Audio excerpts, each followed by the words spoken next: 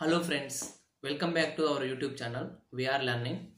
ఈరోజు మనం కొన్ని వర్డ్స్, దాని మీనింగ్, దాని సినానిమ్స్, యాంటానిమ్స్, అదేవిధంగా వాటి ఎగ్జాంపుల్స్ ఎక్కడెక్కడ యూజ్ చేస్తాం అనేది తెలుసుకుందాం. ఫ్రెండ్స్, ఇలా తెలుసుకోవడం వల్ల ఏంటంటే, మనం ఒక వర్డ్ తెలుసుకుంటే దాని సినానిమ్, యాంటానిమ్ తెలుసుకోవడం వల్ల ఏంటంటే కాంపిటేటివ్ ఎగ్జామ్స్లో ఈజీగా ఆ వర్డ్ని మనం అటెంప్ట్ చేయగలుగుతాం అనమాట. So first will start. Impediment, దీని మీనింగ్ వచ్చేసరికి హిండ్రెన్స్, అబ్స్ట్రక్షన్, ఏదన్నా అవరోధకం అనే దాంట్లో ఈ ఇంపిడిమెంట్ అనే వర్డ్ని యూజ్ చేస్తాం అనమాట. Synonyms, obstruction, barrier, hindrance, hurdle. Antonyms వచ్చేసరికి సో అక్కడ ఏదన్నా స్టాప్ చేస్తున్నారు, ఇక్కడ ఏం చేయాలి? హెల్ప్ చేయాలి, సపోర్ట్ చేయాలి. సో యాంటనమ్స్ వచ్చేసరికి aid, help, support, advantage. Example వచ్చేసరికి unemployment is becoming an impediment in the development of our nation. So మన నిరుద్యోగం అనేది మన డెవలప్మెంట్, మన కంట్రీ డెవలప్మెంట్కి ఒక అబ్స్ట్రక్షన్ లాగా, బ్యారియర్ లాగా అవుతుందన్నమాట day by day. Next one, contingency. Contingency దీని మీనింగ్ వచ్చేసరికి ఫ్యూచర్లో మనకి ఏదన్నా ఒక ఈవెంట్ లేదా ఒక పాసిబిలిటీ ఉంది అనే దాన్ని చెప్పడం కోసం ఇది వాడతాం అనమాట. A future event or circumstance that is possible but cannot be predicted with certainty. So ఇప్పుడే చెప్పలేం, కానీ ఫ్యూచర్లో జరిగే అవకాశం అయితే ఉంది. A provision for unforeseen events. దీని సినానిమ్ వచ్చేసరికి possibility, eventuality, emergency, uncertainty. So అది ఫ్యూచర్లో జరగవచ్చు అనుకుంటున్నాం మనం. యాంటనమ్స్ వచ్చేసరికి సర్టనిటీ, అంటే ఖచ్చితంగా జరుగుతుంది. పైనేమో జరగవచ్చు అని చెప్తున్నాము, కానీ ఇక్కడ సర్టనిటీ అంటే ఖచ్చితంగా జరుగుతుంది. ఇన్ఎవిటబిలిటీ. సో ఇది కూడా, దీని మీనింగ్ కూడా ఇన్ఎవిటబిలిటీ అన్న సర్టనిటీ అన్న ఆల్మోస్ట్ సేమ్ అనమాట. Example, the government sets aside A contingency fund while preparing A budget. మనకు తెలుసు ఫ్రెండ్స్, బడ్జెట్ ప్రిపేర్ చేసేటప్పుడు కంటింజెన్సీ ఫండ్ అని ఒక 5,000 crores సంథింగ్ అలా పెడతానమాట. అది ఎందుకంటే ఎప్పుడన్నా మనకి న్యాచురల్ డిజాస్టర్స్ లైక్ ఫ్లడ్స్ కానీ లేకపోతే సైక్లోన్స్ కానీ వచ్చినప్పుడు ఆ ఫండ్ నుంచి అమౌంట్ తీసి ఆ స్టేట్ గవర్నమెంట్స్కి ఇవ్వటం జరుగుతుందన్నమాట. సో అలా కంటింజెన్సీ ఫండ్ అనేది యూజ్ అవుతుంది, మనకి ఈజీగా గుర్తుపెట్టుకోవడానికి కూడా యూజ్ అవుతుంది ఇది. Next, contingent. ఫ్రెండ్స్ ఇందాక వచ్చిందేమో కంటింజెన్సీ, ఇక్కడేమో కంటింజెంట్. కంటింజెంట్ దీని మీనింగ్ వచ్చేసరికి a group of people. For example Commonwealth Games లేకపోతే ఒలింపిక్ గేమ్స్ జరుగుతూ ఉంటాయి. అప్పుడు ఏం చేస్తారు, మన కంట్రీ నుంచి ఎవరైతే సెలెక్ట్ అవుతారో వాళ్ళందరినీ ఒక గ్రూప్గా పంపిస్తారు. సో ఆ గ్రూప్ని కంటింజెంట్ అంటారు అనమాట, Indian contingent. Example, India send A contingent of 200 athletes to Commonwealth games. So 200 మెంబర్స్ని మనం ఒక గ్రూప్గా పంపించాం కాబట్టి ఆ గ్రూప్ మొత్తాన్ని కంటింజెంట్ అంటారు. మరి కంటింజెంట్ ఆన్ లేదా కంటింజెంట్ అనేది వెర్బ్గా యూజ్ చేసినప్పుడు దాని మీనింగ్ ఎలా మారుతుంది? ఫ్రెండ్స్, కంటింజెంట్ అనేది వెర్బ్గా యూజ్ చేసినప్పుడు డిపెండ్, జరగవచ్చు, పాసిబుల్ అనే మీనింగ్లో వాడతారు. సో కంటింజెంట్ ఆన్ అంటే డిపెండెంట్ ఆన్. పర్టికులర్ ఈవెంట్ అనేది ఫ్యూచర్లో లేకపోతే ఎప్పుడన్నా జరుగుతుంది అనే ఉద్దేశంలో కంటింజెంట్ వెర్బ్గా యూజ్ చేస్తాం అన్నమాట. సో ఇక్కడ పార్ట్స్ ఆఫ్ స్పీచ్ అనేది చాలా ఇంపార్టెంట్, ఎందుకంటే ఒకే వర్డ్ నౌన్గా యూజ్ చేస్తే ఒక మీనింగ్ వస్తుంది, అదే వెర్బ్గా యూజ్ చేస్తే ఇంకో మీనింగ్ వస్తుంది అనమాట. టెపిడ్. ఫ్రెండ్స్, ఎప్పుడైనా మీరు ఏదన్నా మనం అనుకుంటాము ఏదైనా ఇంట్రెస్టింగ్ టాపిక్ మనం చెప్తున్నామని, బట్ అవతల వ్యక్తి అంతగా ఎంతూజియాజం చూపించరు అనమాట. ఏంది అంటే మనం చెప్పేది వినరనమాట. సో ఆ టైంలో ఈ టెపిడ్ అనే వర్డ్ యూజ్ చేస్తాం. Showing little enthusiasm or interest, lukewarm, especially referring to temperature and attitude. So దీనికి సినానిమ్స్ వచ్చేసరికి ల్యూక్ వార్మ్, ఇండిఫరెంట్. ఇండిఫరెంట్ అంటే not showing enthusiasm. Half hearted. So like full hearted అంటే మంచి enthusiasm చూపించడం అనమాట. Half hearted అంటే ఏదో సోసోగా ఇంకా అలా పట్టించుకున్నట్టుగా ఉంటాం. అన్ఎంతూజియాస్టిక్, సో సరైన ఉత్సాహం అనేది లేకపోవటం. Antonyms, enthusiastic, ardent, passionate. So ఏదైనా వర్క్ చేసేటప్పుడు చాలామంది ప్యాషనేట్గా చేస్తారు. ఇంకొంతమంది టెప్పిడ్గా చేస్తారు. టెప్పిడ్ అంటే ఉత్సాహం లేకపోవడం. ఫర్వెంట్ ఇంకా అసలు చాలా వీళ్ళు ఇంకొంచెం ఉత్సాహం మీద ఉత్సాహం స్క్వేర్ లాంటి వాళ్ళు అనమాట. ఆ మీనింగ్లో ఫర్వెంట్ అనే వర్డ్ యూజ్ చేస్తాం. ఎగ్జాంపుల్ వచ్చేసరికి Rajesh gave a tepid response when Sarita asked him about his higher studies in America. Maybe అతను అమెరికాలో హైయర్ స్టడీస్ కోసం అంత ఉత్సాహం చూపించలేదన్నమాట. సో ఆ మీనింగ్లో టెపిడ్ అనేది యూజ్ చేస్తాం.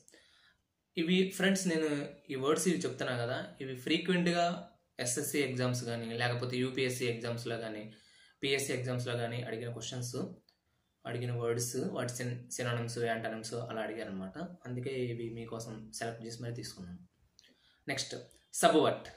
సబ్వర్ట్ అంటే సపోజ్ ఒక గవర్నమెంట్ రన్ అవుతా ఉంది, ఆ గవర్నమెంట్ మీద కొన్ని మిలిటెంట్ గ్రూప్స్ కానీ వాళ్ళందరూ ఆ గవర్నమెంట్ మీద అటాక్ చేసేసి ప్రెసిడెంట్ కానీ లేకపోతే ప్రైమ్ మినిస్టర్ కానీ ఎవరు ఉంటే వాళ్ళని తీసేస్తారనమాట. ఆ మీనింగ్లో సబ్వర్ట్ అనేది యూజ్ చేస్తారు. To undermine, to overthrow or destabilize something particularly an established system, belief, authority. So ఒక రూలింగ్లో ఉన్న పార్టీని డీస్టెబిలైజ్ చేసిన లేకపోతే ఓవర్త్రో చేసిన అప్పుడు ఈ వర్డ్ యూజ్ చేయొచ్చు అనమాట, సబ్వర్ట్ అనేది. సినానిమ్స్ వచ్చేసరికి ఓవర్త్రో, అండర్మైన్, డిస్రప్ట్, సో వాళ్ళకి ఆటంకాలు కలిగించడం. నెక్స్ట్ డీస్టెబిలైజ్, స్టెబిలైజేషన్ అనేది లేకుండా చేయడం. యాంటోనిమ్స్ వచ్చేసరికి సపోర్ట్. ఫ్రెండ్స్ మీకు సినానిమ్స్ చెప్తున్నాను, యాంటోనిమ్స్ చెప్తున్నాను, so that you can correlate అనమాట. అప్హోల్డ్, రీఇన్ఫోర్స్, వీటి మీనింగ్ అన్నీ కూడా సపోర్ట్ అనమాట. Example, the militant groups supported the present government and caused havoc in the country. So మనకి ఎప్పుడైతే గవర్నమెంట్ ఒక్క కంట్రీలో గవర్నమెంట్ అనేది లేదనుకోండి, ఏమవుద్ది, యానార్కీగా మారిద్ది అనమాట. సో అదే జరిగిందనమాట ఇక్కడ. Next hound. నాకు తెలిసి దీని మీనింగ్ చాలా మందికి తెలిసి ఉంటుంది, నౌను. ఎందుకంటే హౌండ్ అనేది డాగ్స్లో ఒక breed. A type of dog typically used for hunting. So మనం వేట కుక్కలు అంటారు కదా, అదేనమాట హౌండ్. నెక్స్ట్ పర్సన్స్ కూడా యూజ్ చేయొచ్చు హౌండ్ అనేది. A person who persistently harasses or pursues someone. For example మనం ఎవరైనా పర్టికులర్ వ్యక్తి ఒకరిని వేధిస్తూ ఉన్నాడు పర్సిస్టెంట్గా, అంటే కంటిన్యూస్గా, అప్పుడు అతన్ని కూడా హౌండ్ అని అంటారు. ఇక్కడ ఎగ్జాంపుల్ వచ్చేసరికి the hound chaser the rat when it entered house. So ఆ ఎలుక అలా ఎంటర్ అవగానే హౌండ్ అనేది, వేట కుక్క అనేది చేజ్ చేసింది అనమాట. నెక్స్ట్ హౌండ్ వెర్బ్గా యూజ్ చేసినప్పుడు to harass, chase or pursue relentlessly. Friends ఇక్కడ హౌండ్ అనేది నౌన్గా యూజ్ చేస్తున్నాం, అట్ ద సేమ్ టైం వెర్బ్గా యూజ్ చేస్తున్నాం అనమాట. So the journalist hounded the celebrity for an interview. మనకందరూ తెలిసిందే, జర్నలిస్టులు వాళ్ళు సెలబ్రిటీస్ అంటే పడుతూనే ఉంటారు, అసలు ఈ ఇంటర్వ్యూ కావాలి, ఆ ఇంటర్వ్యూ కావాలి, అది ఇది అనేసి. సో అలాంటి ఉద్దేశంలో ఈ హౌండ్ అనే వెర్బ్గా యూజ్ చేస్తాం. నెక్స్ట్ ప్రికారియస్. దీని మీనింగ్ వచ్చేసరికి డేంజరస్ సిచ్యువేషన్ లేదా ఇన్సెక్యూర్, అన్స్టేబుల్, అలాంటి సిచ్యువేషన్లో ఉన్నప్పుడు ప్రికారియస్ సిచ్యువేషన్లో ఉన్నారు అంటారు. ఇది మోస్ట్లీ అడ్జెక్టివ్గా యూజ్ చేస్తారు. In a dangerous or unstable condition, likely to fall, fail or cause harm.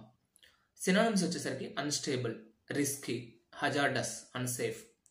For example ఎక్కువ మంది మనం చూస్తూ ఉంటాం, కార్మికులు అనేవాళ్ళు కోల్ మైన్స్లో వర్క్ చేస్తూ ఉంటారు. They are always in a precarious situation అనమాట, ఆ డేంజరస్ సిచ్యువేషన్లో ఉన్నట్టుంటారు. యాంటోనిమ్స్ వచ్చేసరికి stable, secure, safe, certain. So ఇవన్నీ కూడా కొంచెం సేఫ్ అనే వర్డ్ని బాగా రిప్రజెంట్ చేస్తున్నాయి. Example, the climbers found themselves in a precarious position on the mountain ledge. So mountain అనేది కొంచెం ఫ్లాట్గా ఉంటుంది ఎడ్జ్ దగ్గర, అప్పుడు అక్కడ వెళ్ళినప్పుడు క్లైంబర్స్ ఎవరైతే పర్వతారోహకులు ఉన్నారో వాళ్ళు కొంచెం ఇన్సెక్యూర్గా ఫీల్ అయ్యారనమాట. ఆ ఉద్దేశంలో ప్రికారియస్ సిచ్యువేషన్ అనేది, ప్రికారియస్ అనే వర్డ్ యూజ్ చేస్తాం. నెక్స్ట్ వచ్చేసరికి వ్యాండలైజ్. మీరు కొంచెం ఎప్పుడన్నా ఇంగ్లీష్ న్యూస్ పేపర్స్ అవి ఇవి చదివే వాళ్ళైతే మీకు ఈ వర్డ్ ఈజీగా ఇది ఉంటుంది. ఎక్కువగా స్టాచ్యూస్ ఉంటాయి కదా, విగ్రహాలు, వాటిని ఎవరన్నా దుండగులు ఉంటారు కొంతమంది, లేకపోతే యూత్ ఉంటారు, లేకపోతే ఆ ఊర్లో ఉండే ప్రజలు ఉంటారు, వాళ్ళు ఆ స్టాచ్యూని పగలగొట్టారనుకోండి, అప్పుడు దే వ్యాండలైజ్డ్ ద స్టాచ్యూ. ఇక్కడ vandalized అంటే to deliberately destroy or damage property, especially public property. ఒక్క స్టాచ్యూస్ అనే కాదు, మనం చూస్తూ ఉంటాము ఎప్పుడైనా కొంచెం కర్ఫ్యూ అవి విధించినప్పుడు, అల్లర్లు జరిగేటప్పుడు కర్ఫ్యూ విధిస్తారు. కానీ ఆ మాబ్ ఉంటారు కదా, వాళ్ళు ఊరుకోకుండా ఆ బస్సుని తగలబెట్టడం కానీ సంథింగ్ అలా చేస్తూ ఉంటారు. అప్పుడు ఆ ఉద్దేశంలో కూడా ఈ vandalize అనే వర్డ్ యూజ్ చేస్తాం అనమాట. సినోనిమ్స్ వచ్చేసరికి డ్యామేజ్, డిస్ట్రాయ్, డిఫేస్, రూయిన్, ఇవన్నీ కూడా డ్యామేజ్ని సూచిస్తాయి. యాంటోనిమ్స్ వచ్చేసరికి protect, preserve, restore. Example, the youth vandalized the statues of crooked politicians. So ఇక్కడ కొంతమంది దుర్మార్గులైన పొలిటీషియన్స్ యొక్క స్టాచ్యూస్ని యూత్ అనే వాళ్ళు vandalize చేశారనమాట. ఈ vandalize అనే వర్డ్ మోస్ట్లీ నెగిటివ్గానే యూజ్ చేస్తారు. నెక్స్ట్ థ్వాట్, మీనింగ్ వచ్చేసరికి to prevent someone from accomplishing something, to oppose or obstruct a plan, action, purpose. For example, మనం ఎక్కువగా సీరియల్స్లో చూస్తూ ఉంటాము, అత్త కోళ్ళకి ఇద్దరికి పడినప్పుడు కోడలు ఏదో మంచి పని చేయాలనుకుంటుంది, అత్త వచ్చేసి మధ్యలో ఎలా అయినా సరే ఆ మంచి పని జరగనీయకుండా చూడాలి అనేసి ఏవో ఒకటి ఆటంకాలు కలిగిస్తూ ఉంటుంది అనమాట. ఆ ఉద్దేశంలో ఈ థ్వాట్ అనే వర్డ్ యాప్ట్ వర్డ్ అనమాట. సినోనిమ్స్ వచ్చేసరికి హిండర్, ప్రివెంట్, అబ్స్ట్రక్ట్, ఫ్రస్ట్రేట్.